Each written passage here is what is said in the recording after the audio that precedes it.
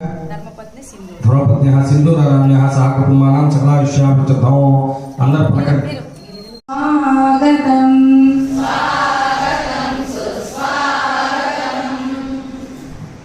మీలో ఉన్న భగవత్ స్వరూపానికి శిరస్సు వంచి నమస్కారం తెలియజేసుకుంటున్నాను.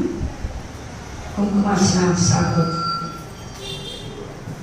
స్వాగతం స్వాగతం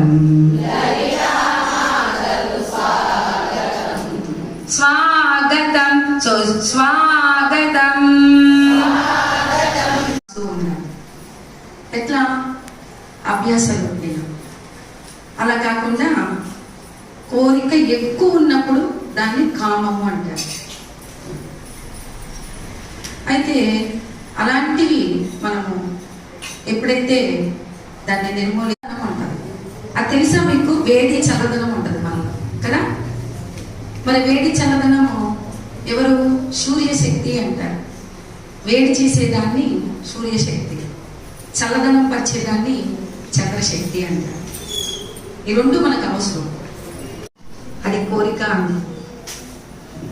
జ్ఞాన విపాసన ఎప్పుడు కూడా అందంగా ఉంటుంది, సౌందర్యంగా ఉంటుంది. నిజంగా అండి, ధనం ఉంటే అందం కాదు, జ్ఞానం ఉంటే అందం. అలాంటి ఆ జగచ్చినని ఆ ఆదిపరాశక్తి అయిన అమ్మవారు లోపలికి తీసుకుంటున్నాము. బ్రహ్మచారిని అనగానే జ్ఞాన స్వరూపమైన ఈరోజు చక్కగా